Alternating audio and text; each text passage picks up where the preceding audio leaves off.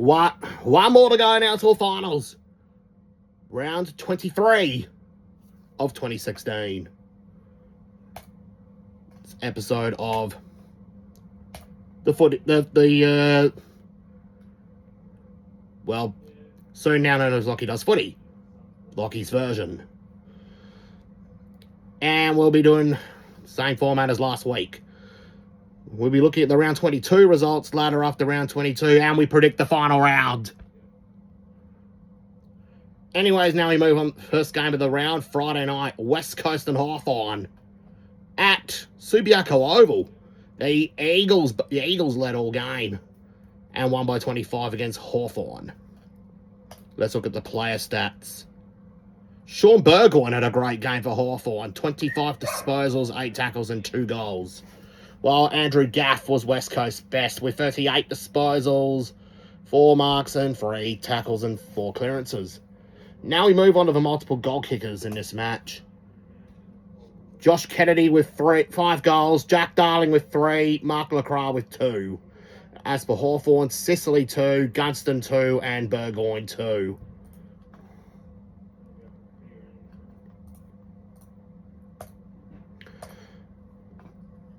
Saturday afternoon, North Melbourne and Sydney at Bloodstone Arena. The Swans got up by 9 points in this match. Well, Boomer Harvey had a great game for the Kangaroos. 32 disposals, 5 tackles, 6 marks and 3 goals. Well, most of the North players played well in this game, but they just didn't have the end product.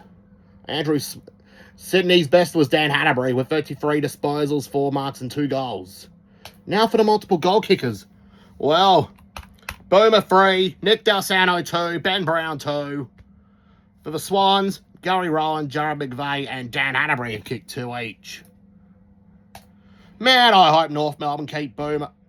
Hang on. Oh no, we just got some late mail. This is something. North Melbourne fans. Sorry, Mum. Anyways, I'll be back. Anyways, back to where we were. Well, we just got some late mail from the North Melbourne Football Club after this game against Sydney. You better cover... My advice to North Melbourne fans, cover your ears. You're not gonna like you're not gonna like this. What? Boomer delisted! Petrie gone! Farino's out! And even lost Nicky Dow! Seriously, now I hope North Melbourne do not make the finals this year. After what they did to 4 of their best players. You know what, North Melbourne? Lachlan Brown is not coming to you now. Not after the way he treated your club legend. Absolutely shocking from this club. Seriously, I hope GWS win their next game by 100 points. To teach them a lesson. Only 17,000 will turn up to their next home game. Sorry about that. Anyways, better calm down. We'll move on to the next game. Richmond and St Kilda at Marvel Stadium, MCG. Well, the Saints got up by 9 points in this game against the Tigers. Seb Ross had a great game for the Saints. 54 disposals, 6 tackles and 2 points. Lee Montagna with 33 disposals, 9 marks and no score impact. Now for the multiple goal kickers. Only Daniel Rioli kicked multiple goals for Richmond.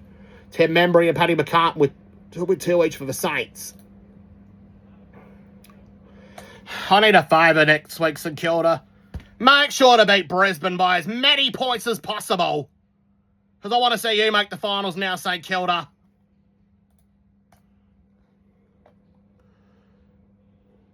Anyways, we move on to the next game. Giants and Fremantle at Spotless. GWS by 92 points. Lachie Neal played great for the Dockers with 40 disposals and 12 tackles. Ryan Griffin played great this game for the Giants with 30 disposals, 10 tackles and a goal. Now for the multiple goal kickers. Patton with 6 for the Giants. Stevie J 3, Jeremy Cameron 3, and Toby Green 2. Freo's only multiple goal kicker was Shane Yarn with 3 goals. Collingwood and Gold Coast at Etihad Stadium. Well, we got some news. Brett McCaffrey, Alan Tooby, and Dane Swan will be retiring on their own terms at Collingwood. See? Take notes, North Melbourne. That's how you let your club legends finish up. Take notes from Collingwood. At least they're letting Dane Swan finish up on his own terms. And he won a Brownlow medal. Anyways, Scott Pendlebury played a great game for the Magpies. 32 disposals and a goal. Brodie Grundy with 36 headouts and 26 disposals. Now for the goal kickers. Jesse White with 3 for Collingwood. Dogoe 3. Levi Greenwood 2 and Jack Crisp 2. Tom Lynch and Ryan Davis with 2 each for the Gold Coast Suns. At least this is a team that knows how to let their club legends finish on their own terms. Port Adelaide and Adelaide, showdown 41.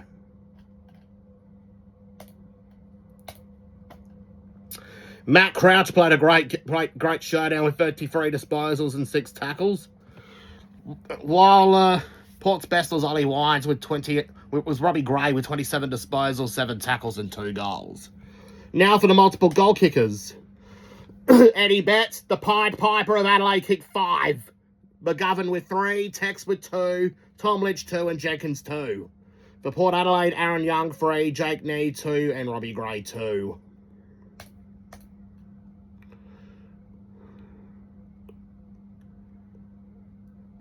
And I think Port Adelaide must be taking notes from North Melbourne. And yet, they just delisted at their own club legend. The one that nearly took it to a grand final 2 years ago. Jay Schultz. Couldn't even let him finish on his own terms. That's also disgraceful form. Just like the Kangaroos. Anyways, Carlton and Melbourne at the MCG. Carlton led all game.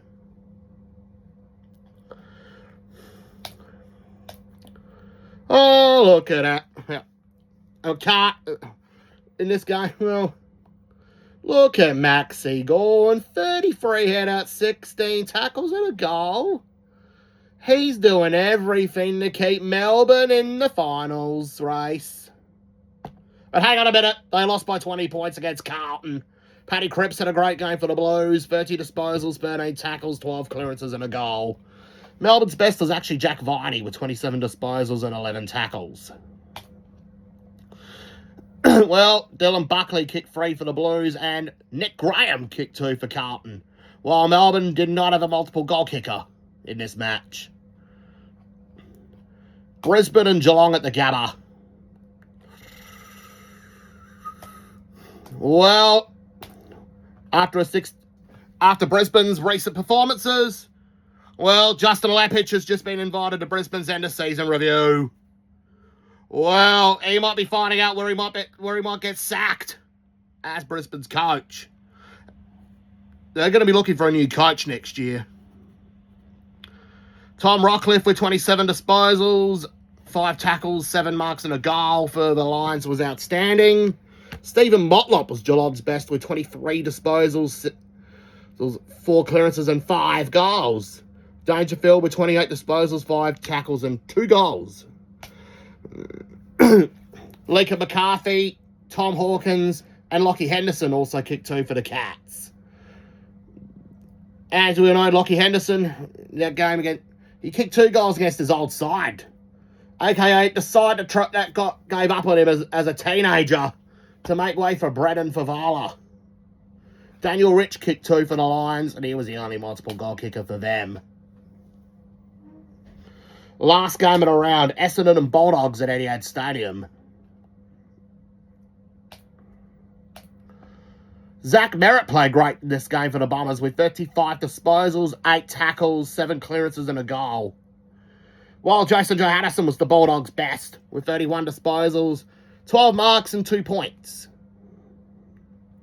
Now for the goal kickers in this match. Tory Dixon and Caleb Daniel were the Bulldogs' multiple goal kickers, while Joe Danaher kicked 2 for Essendon. Hopefully Easton Wood will be fine in time for the finals, as unfortunately he done his ankle against the Bombers. Now we look at the ladder. Sydney, there's been some change in the top 4. Swans, Adelaide and Geelong move up to the top 3. While Hawthorn, without their ruckman John Segler, are in 4th, as he's going to be out for the rest of the season. GWS are sitting in 5th now. 6th, we got West Coast. They're going to have a huge loss in time for the finals. No Nick Natanui. Bulldogs are 7th. 100 in an 8th. Well, I kind of hope they get kicked out of the 8 next week. The disgraceful club formerly known as the club formerly known as North Melbourne. Or should I say North Ballarat. 9th on the ladder, we got St Kilda. 10th, we got Melbourne. While Port Adelaide, Collingwood and Richmond have seen no change between 11th to 13th. Carlton move up to 14th after that win over Melbourne. Suns are down in 15th. Fremantle, Brisbane and Essendon still occupy the bottom 3. And that's where they're going to finish. Fremantle have pretty much avoided the wooden spoon. Now we move on to the final round. Adelaide and West Coast at Adelaide Oval. The Crows have got no Sloane. West Coast have got no Natanui.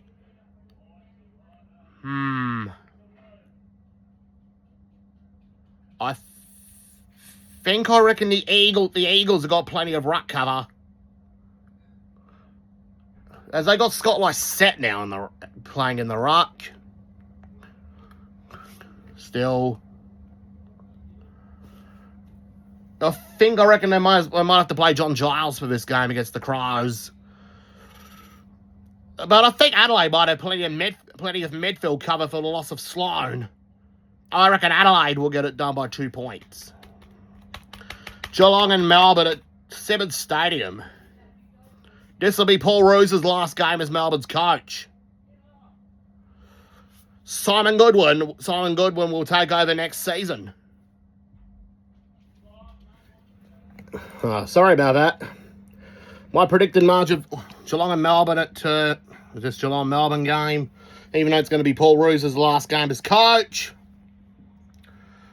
Well, hopefully Melbourne can be able to be competitive for him on what would be his last match. But I've got a feeling I reckon Geelong will win by 70-odd points. Essendon and Carlton at the MCG. Well, this is basically one of the last... Essendon will be farewelling their top-up players that have basically helped them during their season, their time of need.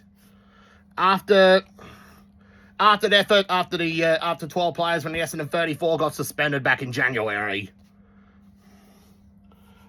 from WADA. Well, Ryan Crowley, Matt D, Nathan Grimer, Sam Grimley, Mark Jamer, James Kelly, Sam Michael, James Polkinghorn, Jonathan Sipkin. Well, thank you for everything. And same with Matthew Stokes.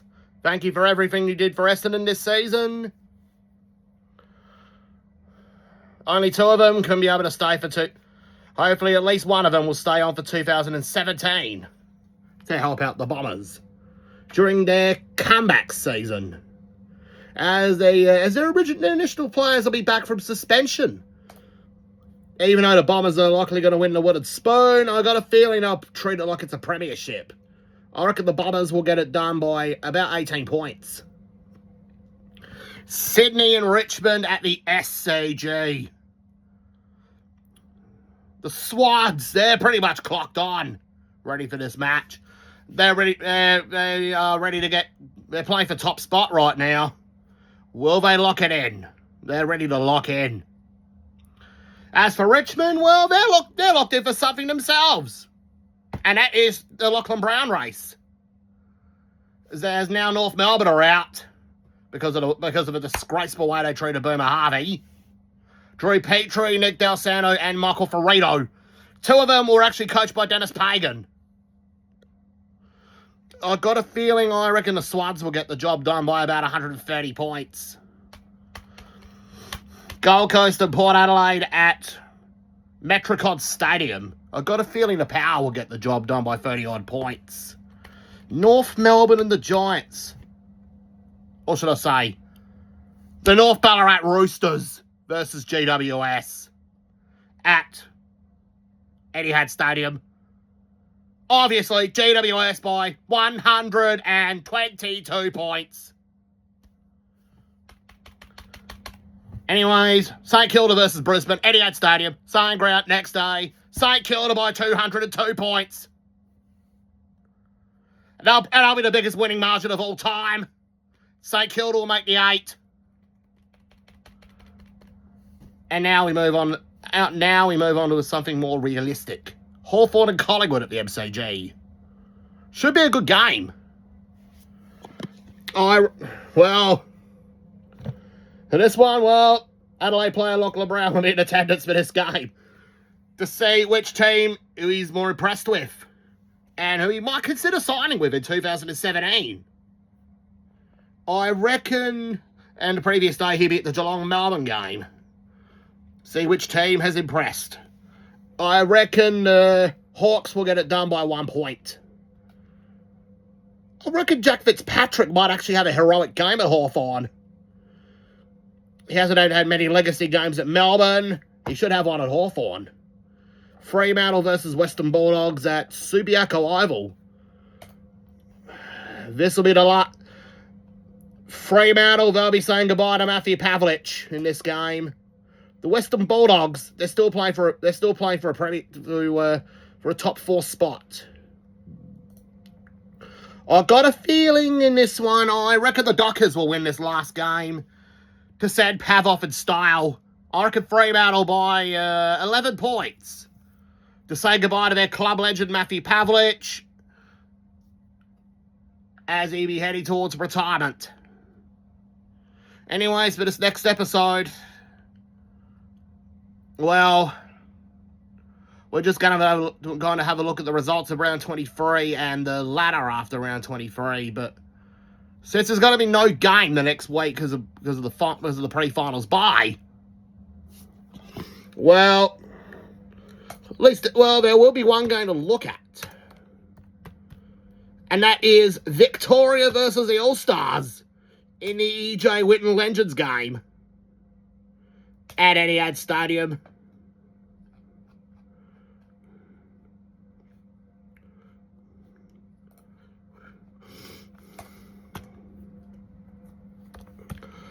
Hope you enjoyed this episode, and we'll see you for the next one.